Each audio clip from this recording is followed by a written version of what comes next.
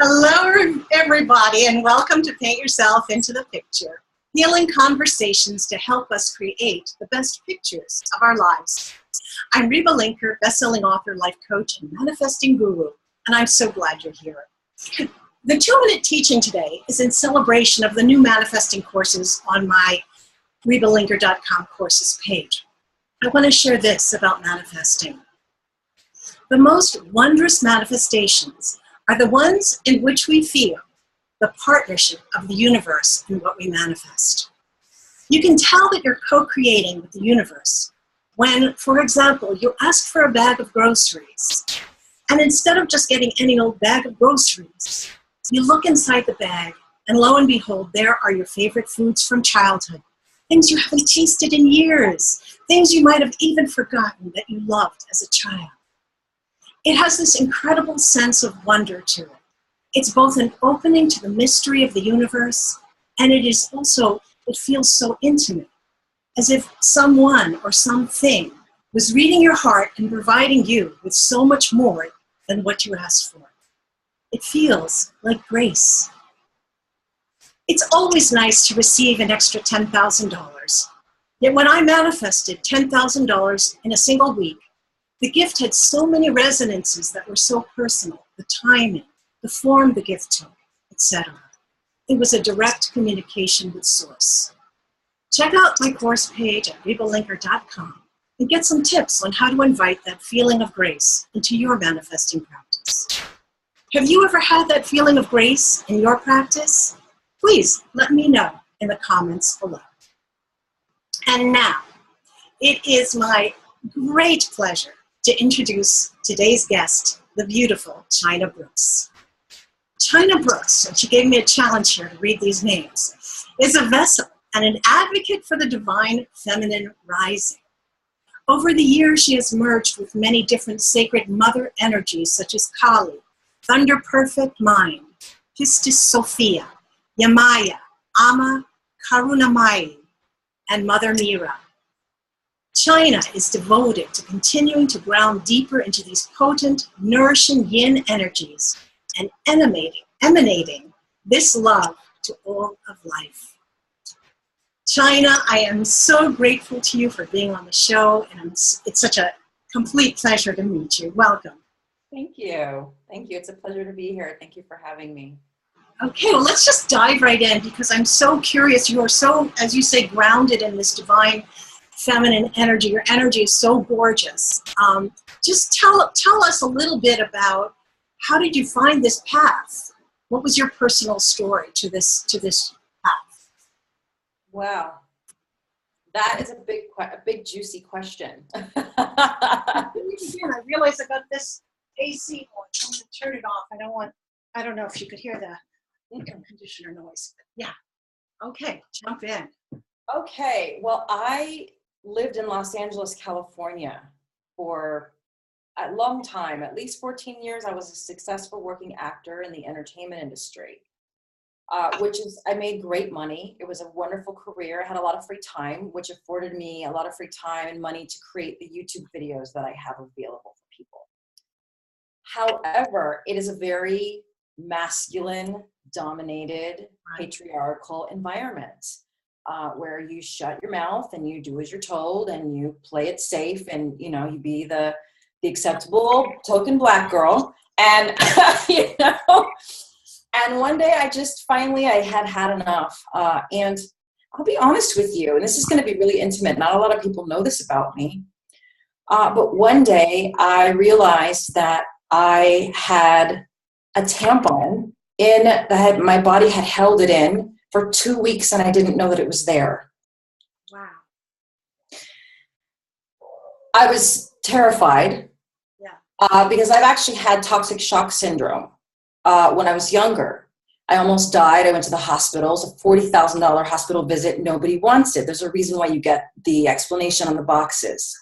So the fact that I didn't get sick, my womb was basically telling me, honey, we need to change. This is not okay. So I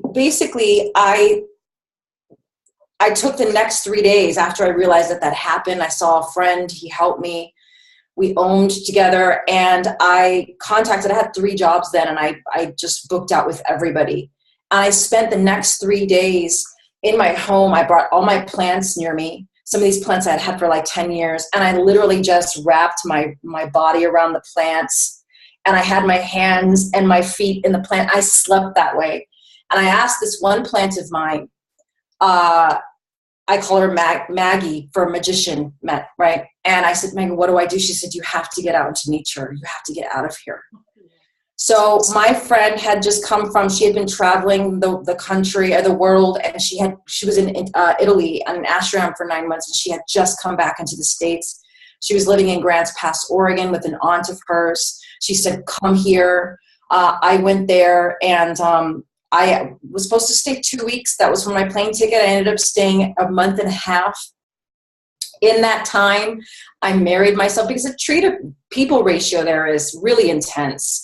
So every day I'd go out surrounded by trees, just grounded in nature. I could really finally hear myself, my authentic being, and I began to really ask myself, okay, I'll do whatever it takes. Because that warning was just like, whoa, okay, I have to change. So I married myself, and then I put my house on the market. I contacted my realtor, and I said, put it on the market. 3 days later, we had a buyer. I mean, it was like, that's how it was. It was time to go. I had a friend show up, somebody I had never met before. She offered to drive me back to Los Angeles. She stayed with me for 3 weeks while I cleared out my entire house. I mean, this angel who I had barely met. And I mean, you want to talk about like the bag of groceries and manifesting the bag of groceries. And I mean, this person was there with me through the whole thing.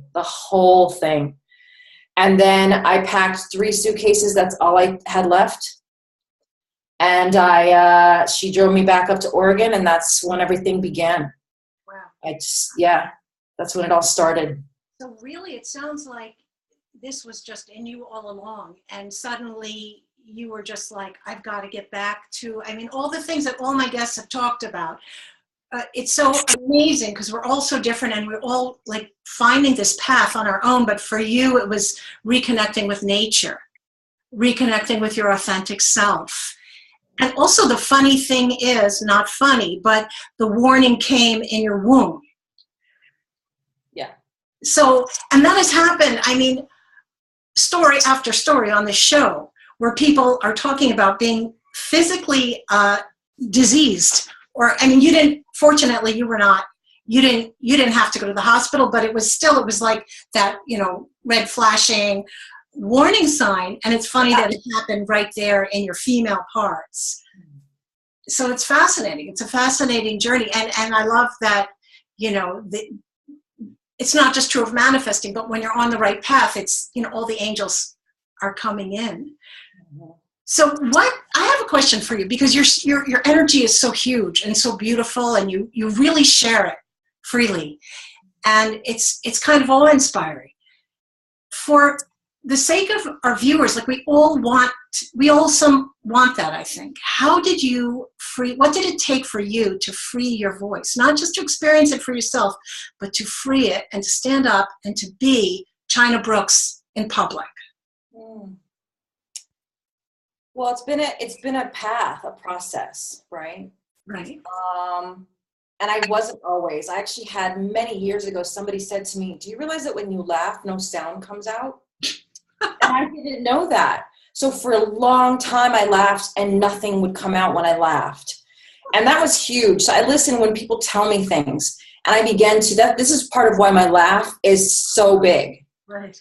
Because when you've been suppressed, then you just finally, when you let yourself come out.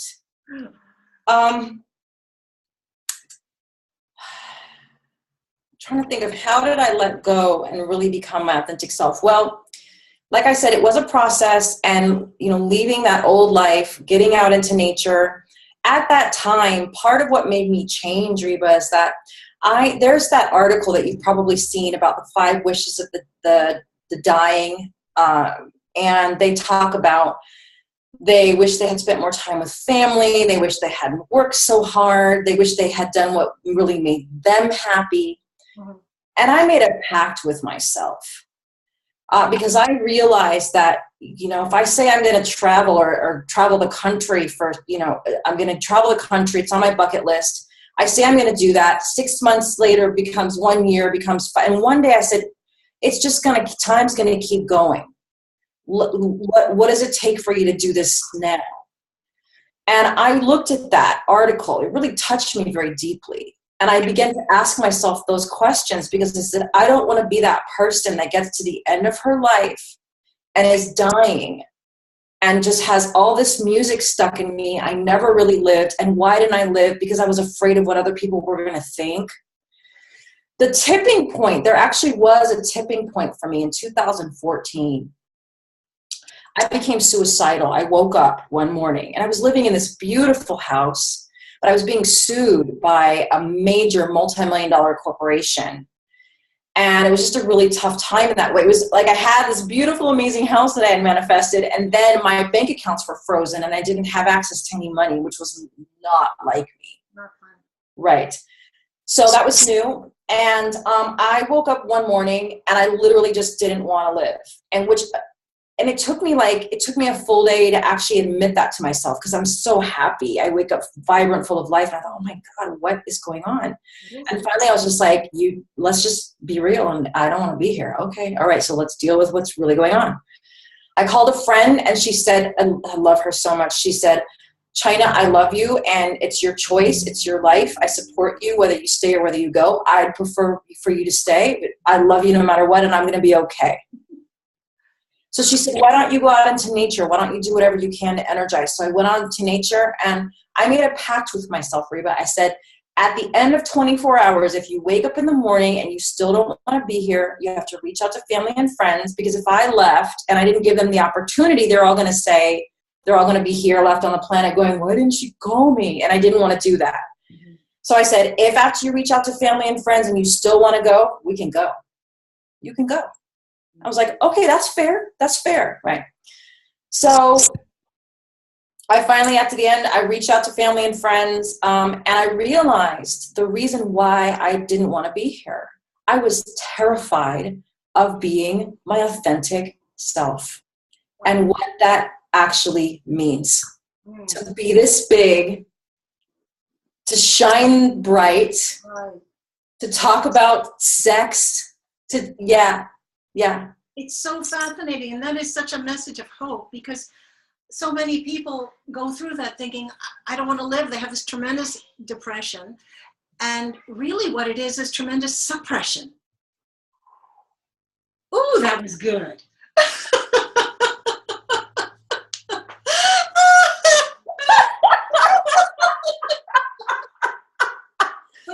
That is it. I mean, it's like some people, you know, they did those surveys of what are you more afraid of, public speaking or dying, and people are more afraid of public speaking. Wow. Right? So they'd rather die. So it's the same thing here. We're like, I'm just too afraid to be me. I'd rather die. Right? So let me tell you, this is how it came to be. I literally, the way that I got out of the depression was I began to research the divine feminine for 4 days and nights. I researched the divine feminine, I researched sacred sexuality, and I researched sex work. And I literally went into forums that women who do this work, that they've been doing this their whole life. I went into forums. I was curious. I wanted to understand, because I knew that the dichotomy is, if I were to dive into this and present myself, all this sacred sexuality stuff, that I used to be the good little actor, spiritual girl. And now it's going to be like, you know, I leave myself open for God knows what kind of judgment, which did come. But I remember saying to myself, okay, China May, so you literally were going to harm my body. I was going to die. You were going to kill me. So that's pretty as low as I can go, right? So you might as well just do what you want. So for you, the path came into some sort of sexual awakening.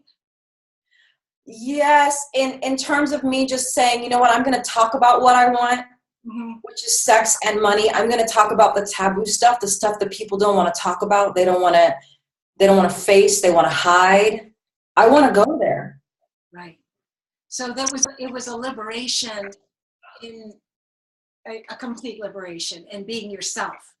Not so much maybe in your actions, or probably in action, but mostly in the way that you stood up for yourself. Right. So that's incredible. There's these themes that are happening throughout this series, and a big part of it is around sexuality. And one of the and I'm not surprised, because one of the data that came out was 1 in 3 third world girls are sexually oppressed or sexually abused, and in our culture 1 in 5, which is shocking. And there's so much, there's such an imbalance. There's such an imbalance, masculine and feminine imbalance in our culture, that this has to be part of it. So tell me, how does this fit in with, let's say, life as we know it, or with your past life? Do you just abandon it and say, I'm just creating a new life on my terms? Or do you go back, do you feel like you should go back and act, but on your terms? In terms of the actor portion of what I used to do, it's very interesting what's happening. And I like to be on camera. I think that's just my main thing, right? I'm very comfortable on camera. I feel at ease. So I think as long as I'm getting some camera time, it's part of my creativity. I think I'm meant to be on camera because it's via entrainment. People get the frequencies that I've merged with. And I think that's the importance of it. I do believe that at some point I will do more acting thing. It's very interesting because I'm actually having executives, some advertising, some production executives now coming to me for support through in my coaching business, which is a very interesting turn of things. That is so interesting. Yeah. Huh. And what kind of advice do you give to, I got into this because I'm in the self-help community, I'm a life coach, and I got into the online world, and suddenly everybody's calling themselves a goddess. And I'm like, hey, wait a minute, what's this all about here, this goddess business? And so I come at it somewhat, I feel a little bit from the outside, because I don't call myself a goddess. I definitely understand the goddess energy. My goal is to be fully human. That's where I'm coming from. So for me, that's a very spiritual name, actually. But what would you say to someone who's a 9-to-5er, who's like, okay, I want some of this, but I'm not ready to run off into the woods? Well, everybody has a process. And I didn't run off to the woods for a long time. Yeah. However, I was meditating the whole time. I still took vacations and lived in other places. I lived in Paris for a little while.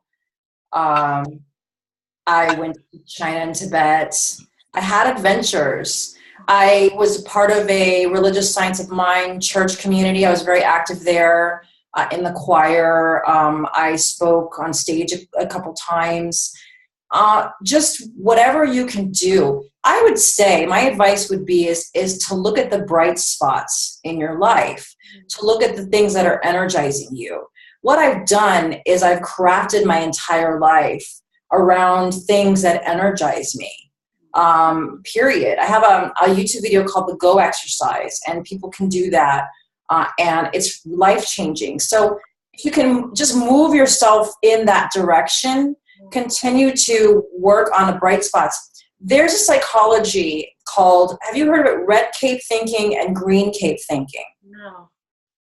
So most people are red cape thinking, and red cape thinking is basically focusing on what's going wrong and feeling like you need to fix it, focusing on fixing it. Green cape thinking is looking at the bright spots, looking at what's going well and adding more of that, focusing on that.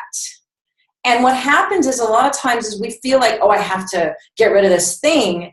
And we don't actually. That takes a lot of energy trying to push against something.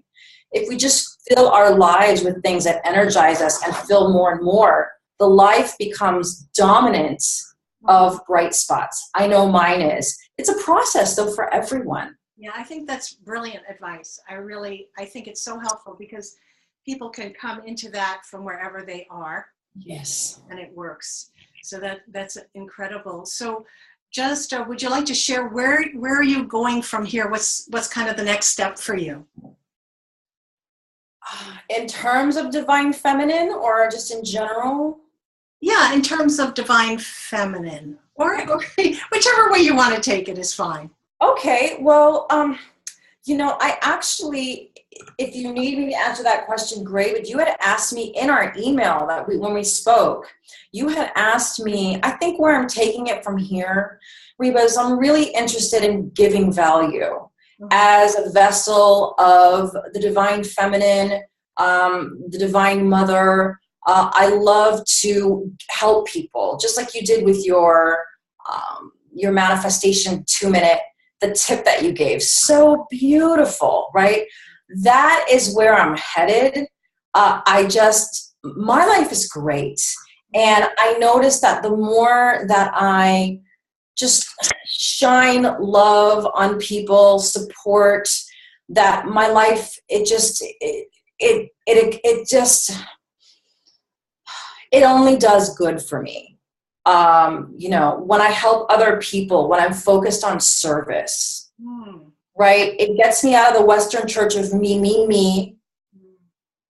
When I'm focused on service, I realize how wonderful my life is. And then as I'm focused, I help other people use my manifestor energy. Other people start, their manifestations pop off, and then I'm next. So really, where I'm headed, I wrote a list, actually. I love giving value. That's my thing. You asked me, and I don't know if you're going to get into this a little later in the conversation, but you did ask me what I do in terms of business. Yes, I want to know about that, and I want to know the connection between divine feminine and prosperity. So if you could put those ideas for us, and then we'll have to wrap up after that. But okay. I'd love for you to share that. Oh, great. Yeah, we've probably been talking more than 20 minutes. It happens, right? Yeah, so easy. Easy, super easy. Right. So you were asking me in your email that you sent me, what is it? How do I deal with being in a masculine, patriarchal business society? Definitely. Yes. And I have some tools that I want to share with your audience and my audience of what I actually do. So I have a couple, I like to use crystals and gemstones, rose quartz in particular, anything that's going to nourish me and re-energize, as a coach, as a healer, we're constantly giving, especially as females. The divine feminine energy is very nourishing, very nurturing, very giving, always wanting to give and support and love. And we have to replenish that yin energy. So what I like to do is I have a lot of friends. I have a lot of stone friends, and these are some waist beads. I normally wear them underneath my clothes, but I wore them out for you guys to see today. These are my rose quartz with crystal. These are pyrite to keep me grounded. And I also have this black kyanite that I wear when I'm on calls with people. Nice. This soaks up a lot of energy. It does a lot of work so that I don't have to. It takes a lot of shadow because I deal with a lot of shadow with people, helping people move past the shadow. So also I have male space holders in my life, and I recommend people watching this that either you have them in your life as friends or maybe a lover, and or you hire them. I have both. I have my friend Jeffrey, who is a powerhouse. All the men in my life at this point, they exercise every day. They're very healthy. They are just masculine pillars with the intention of holding space for the rising of the divine feminine. That is part of what they do. And I have these male stuff. One of them is I have a Tai Chi coach that I've hired who holds space for me. So these people help me to be energized. I literally cannot do it without the support of men like this, pillars like this. Let me just ask you a quick question before you go on. These men who are pillars in your life, do they know that that's their function in your life, or is he simply showing up as your Tai Chi teacher? They know. They know. They know. He's showing up that way, but they also know. And actually, the men are. That's part of what they do. Mm-hmm. They, I have a few of them that that's part of their life purpose. Mm. Like one of them has his symbol that he has on his necklace is a pyramid with the inverted the triangle with the inverted divine feminine on the inside. That's his actual logo. Uh-huh. So that's his purpose. Uh-huh. Wow. Right. Yeah. Beautiful. Right. So yeah, those are things that I do. Chanting is something, and then I live near a temple, the Self-Realization Fellowship Temple, which has a super high energy, and I recommend, for you guys to find a spot that really energizes you, a place in nature, create an altar space, whatever you can do, wherever you can go and be near. Maybe that's a waterfall, a water fountain, something. Go there, find beauty. Wow, beautiful, beautiful. I think we have to wrap it up now. It really, I could see how it could be so easy to just keep talking because we have so much to learn from you. And it's very interesting that you touched on the role of the men, and it's very fascinating. This sort of is going to take me in my next path of inquiry, because you're the second person who described men as pillars, and that they really form this pillar function. Diva Carla Sanders, who was the first interview in the series, mentioned that as well. So it's very, very interesting that all these different women and different walks of life and different parts of the planet are tapping into this knowledge and this wisdom and this energy. So why don't you share with the viewers how they can get in touch with you? Okay, great.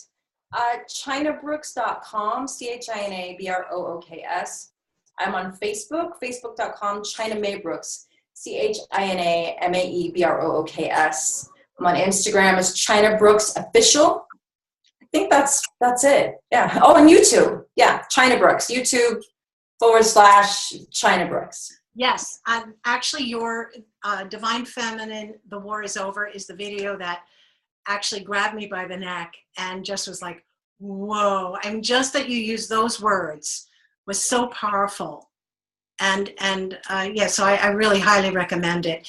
Thank you so much for being on the show. It's been wonderful getting to meet you and getting to share this time with you and to benefit from your great wisdom.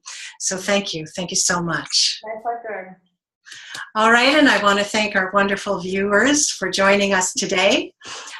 If you'd like to learn more about me, I'm at rebalinker.com. My Facebook group is Leaders in Self-Love. Please subscribe, like the video, and leave your comments below. And join us again next week. Until then, remember to paint yourself into the picture, for this is how we heal. Blessings.